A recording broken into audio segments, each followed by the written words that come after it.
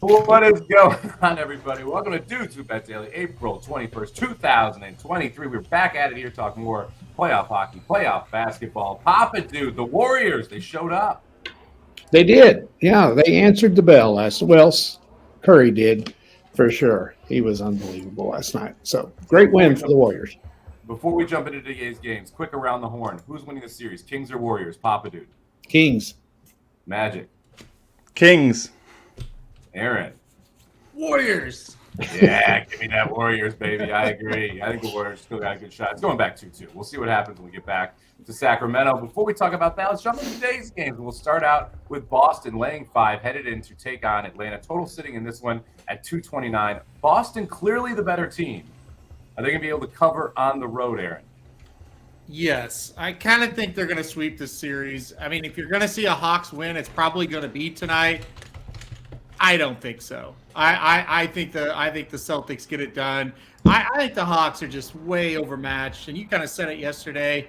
It feels a lot like this Celtics team. It's setting up for them. Like, this seems like their year where they can do it. I don't think they stagger tonight. I think they get it done.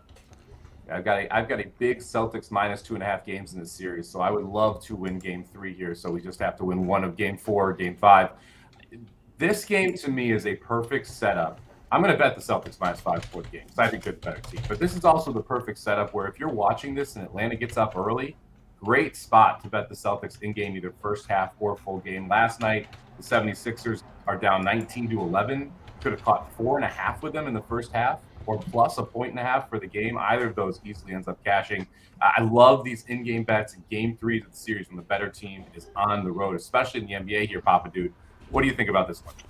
The only way the Hawks win is if Trae Young scores 50 tonight. I really believe that. I just don't think they have the hosses to stay with the Celtics.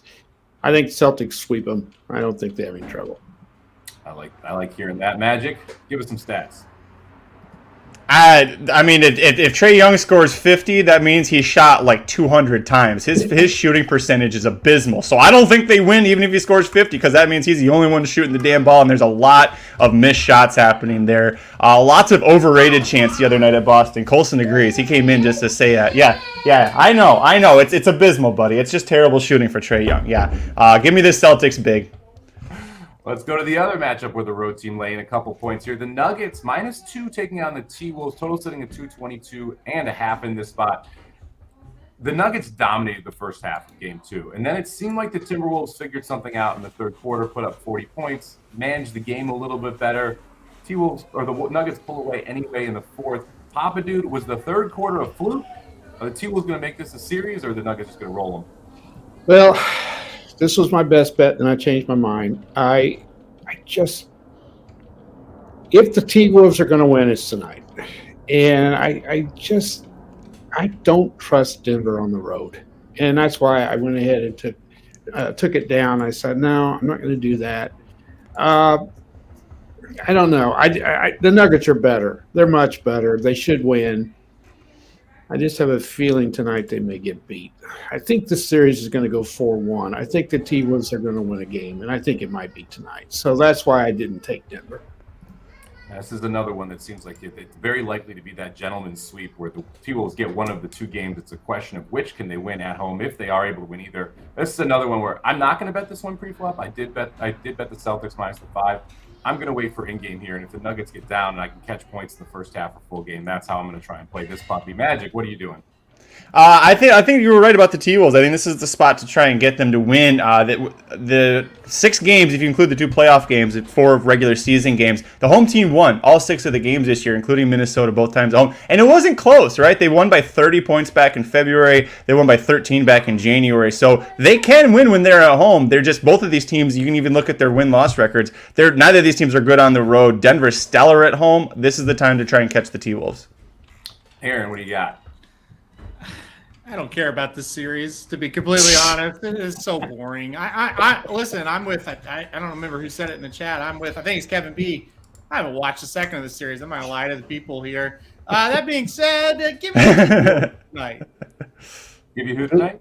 T-Wolves. All right, there we go. Aaron taking the T-Wolves. Let's head over to the ice here.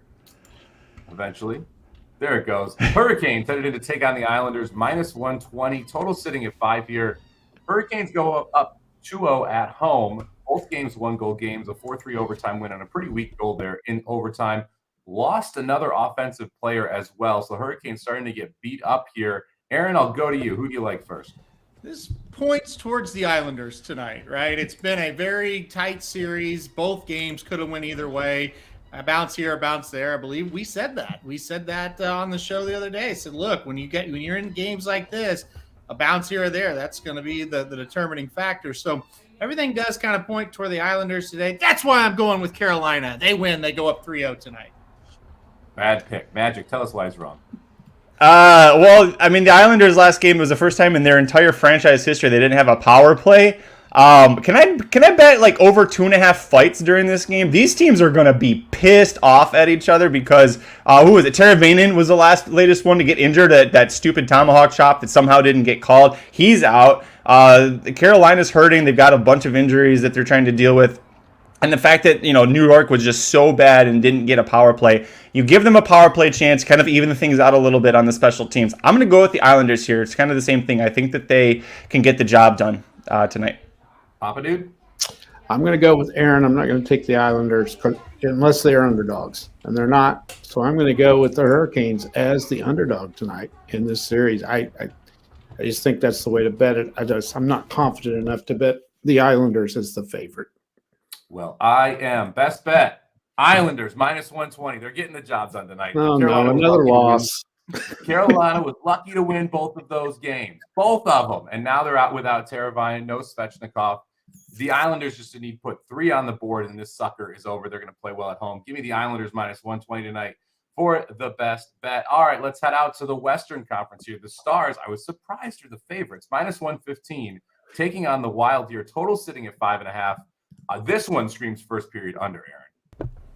First period under for sure, especially after how they went crazy in game 2. I think they'll go back to more of a game 1 style of game.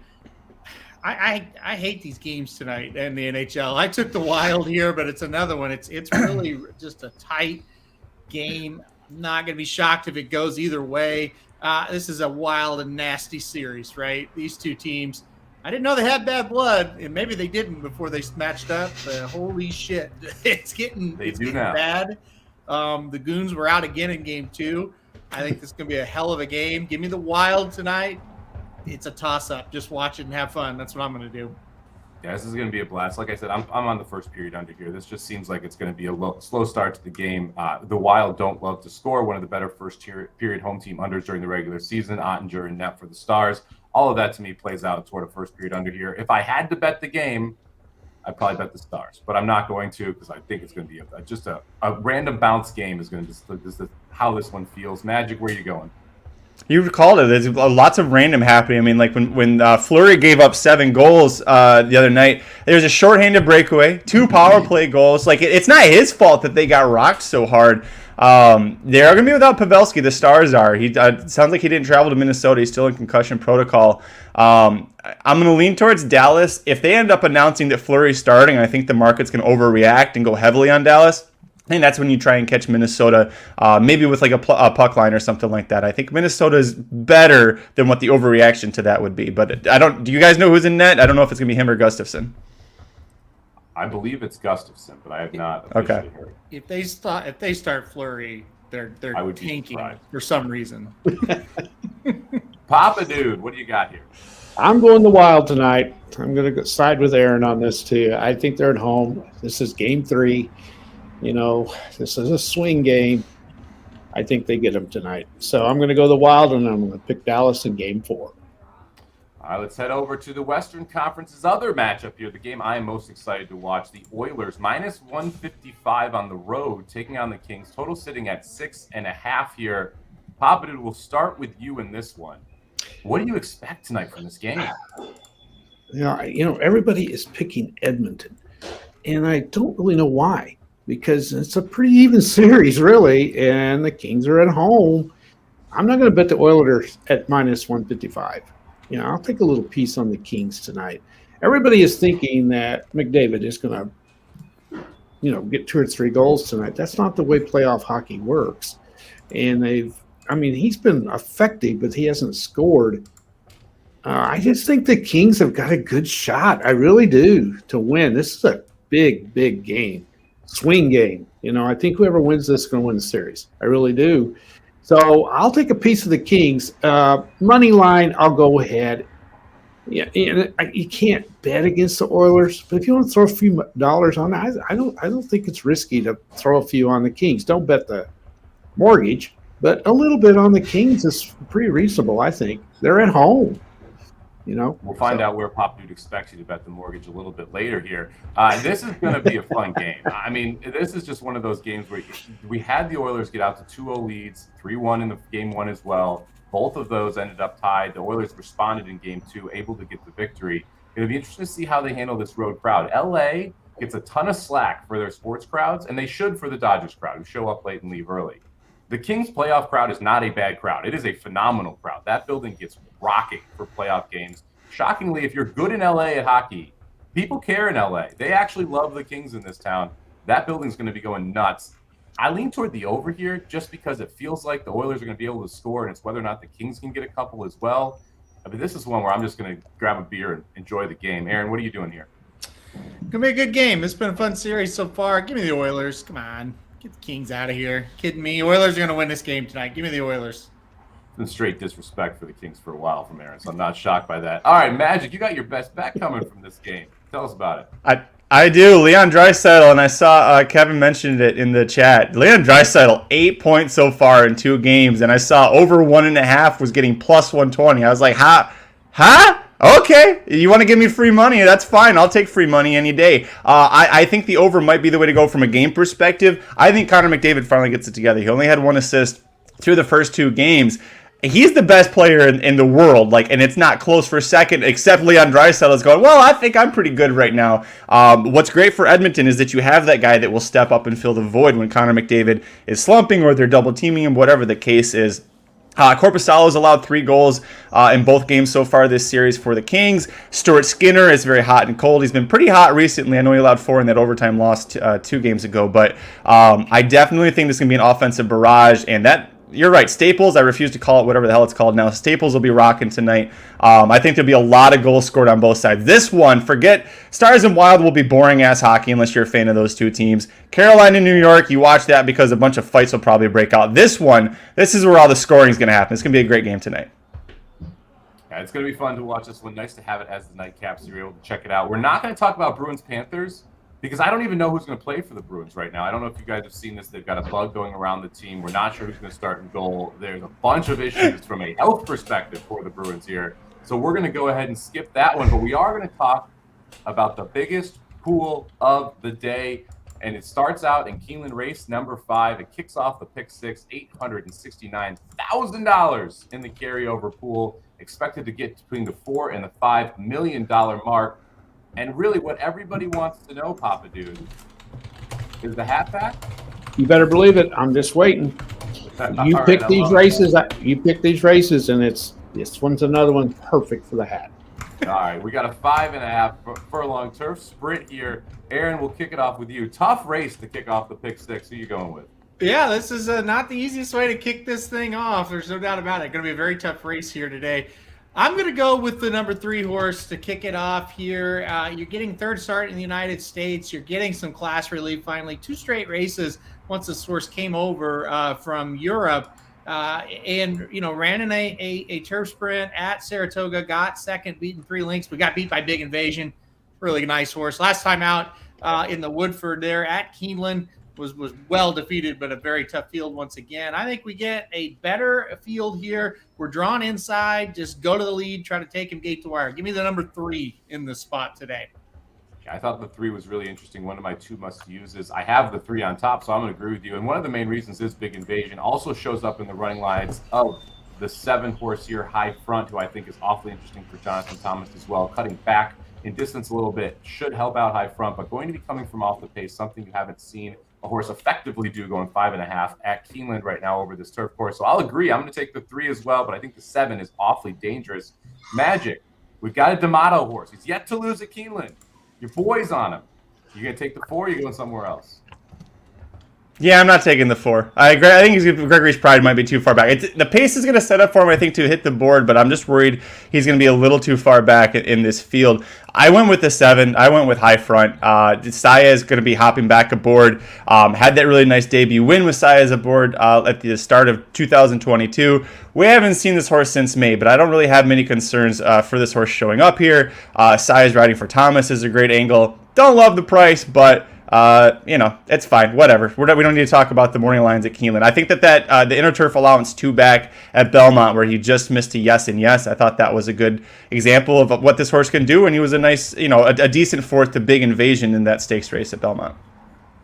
Papa Dude, bust out the hat. Who you taking? Did anybody mention the 10? No.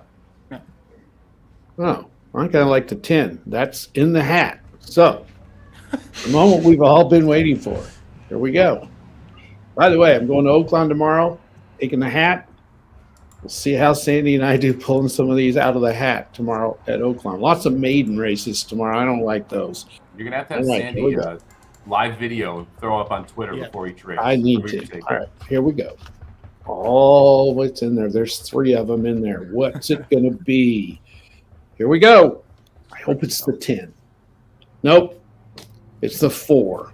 Greeley's Pride will be the winner today. Oh. All right, so Papa Dude's hat picks the 4. Just out of curiosity, you said there were 3 in there. The 4, the 10, and the 3, the 4, and the 10 were the numbers that were in there. All right, now let's talk about a couple other horses in here, because I do think a couple other could factor in. A lot of talk about the outside horses that draw in here. The 13, Red Hot Rod for Wesley Ward. John Velasquez rides. The 14, Foliage, 12-1 for Drury and Talamo. Aaron, Wesley Ward can't lose at Keeneland right now. Did you use this 13? I didn't. No, so I'm sure he'll win pretty easily. This name was actually, or this horse was named after Magic, believe it or not. So this 13. So kind of jump to conclusions on that one. But no, I didn't use Wesley Ward here. One horse I kind of thought about, though, that was a little bit of the price, and thinking about Magic is the Sisterson horse at the rail, number 1, Detroit City. I thought that might be one Magic would use. He was using him in a price. So I did think about him a little bit. Of course, Calumet Farm, breeder and owner, and they, I think they set up a race or 2 for him at Keeneland every year since they border the track. So look out for the 1 at 15-1. You stole my thunder. I'm using the 1. I think the 1 has a legit shot here. There's races in the back class that fit with this level. It's not consistent, and that's why you're getting 15-1. But there are multiple back races that win this race from that 1 horse, Detroit City. So I like the 1 at 15-1. Magic, do you think about the 1 at all? Yeah, I had him in 3rd. I did like this horse. The rail was the biggest concern for me. It's a really big field, but as long as you brace clean, you should have forward position. You said Wesley Ward can't lose at Keeneland. I picked him to win the race yesterday, and that horse didn't show up. I don't think he was anywhere close to winning. Maybe that'll help the 13 here. I did like the 13 as well, just stepping up, but. What about the 2? Big Dick Valesky. That's an interesting name for a horse, Big Dick Valesky. But Brian Hernandez Jr. riding should sit right behind the 1. You're getting a lot of value at 20-1 on him. Yeah, the scissors came out on BD Valesky as well, which is always interesting when you snap those off. All right, let's jump. Makes it look even bigger, man. Let me tell you. Right. All about perspective. All about perspective. All right, let's jump into the best bets of the day here. I'm going with the Islanders. Magic going with Draisaitl over 1.5. Let's go to Papa Dude here. Papa Dude, where you headed? I'm going to go with the Knicks tonight because of Magic and his stats. Cleveland does not play well on the road. I think Madison Square Garden will be rocking tonight. I think this is an even series anyway. It's 1-1, game 3, critical. Knicks have to win. Place is rocking. Cleveland didn't play on the road. Give me the Knicks at -1.5 tonight in New York.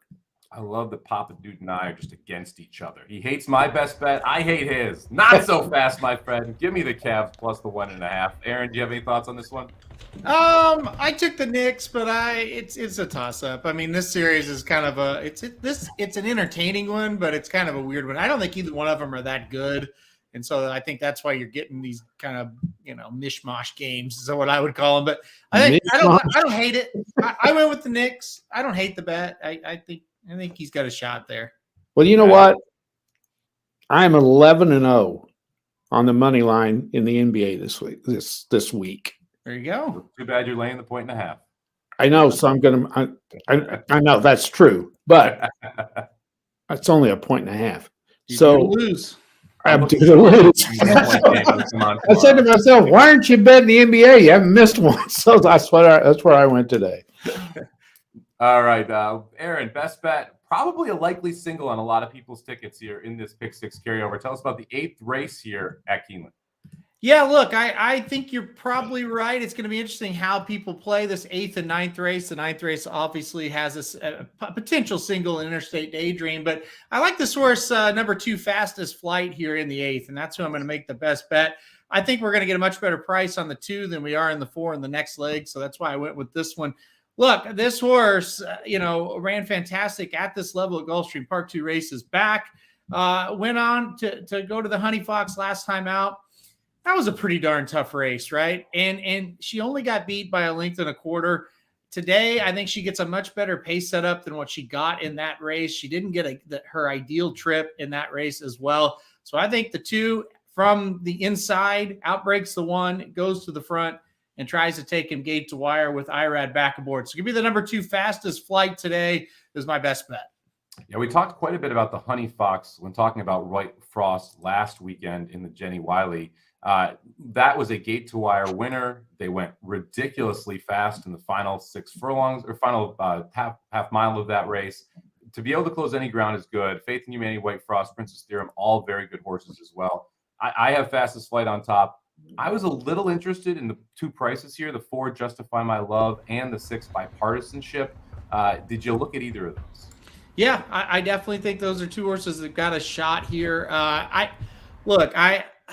I get it. Like, you're going to have to go short somewhere. I think this is one of them. It's not the easiest race in the world, though. I really thought the number 1 Juncture was a horse that was dangerous as well. So, I mean, I think there's some dangers here. I just project that this horse is going to get a pretty darn good trip here and get the job done. So give me the 2. I get it. I get why you would want to go a little bit deeper. That 6 Bipartisanship is one we've talked about a lot, I feel like, on this show. I feel last year, this was a horse I felt like was running a lot when we were on, and so I get it. But give me the 2.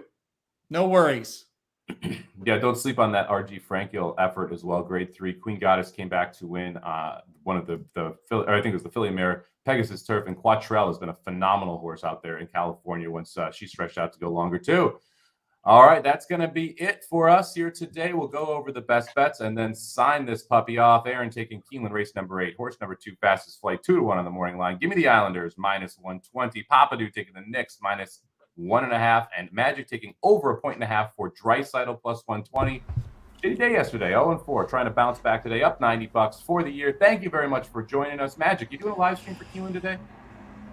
I think so. I'm still on the fence about it. There's some stuff that got added to my workload today that I wasn't expecting. But yeah, we'll try and do it. We'll try and show up for at least the double dog dare. There we go. At least the double dog dare, Interstate Daydream, and then the horse that's actually going to win the 2 horse, possibly the 3 as well. That's a little more interesting race than I think people think. All right, everybody, thank you very much for joining us. We'll be back same time, same place, tomorrow and Sunday, 9 a.m. Pacific, noon Eastern, for best bets around the sports and horse racing world. Thank you very much for joining us. Good luck with all of your bets today. Go Rushing Folks.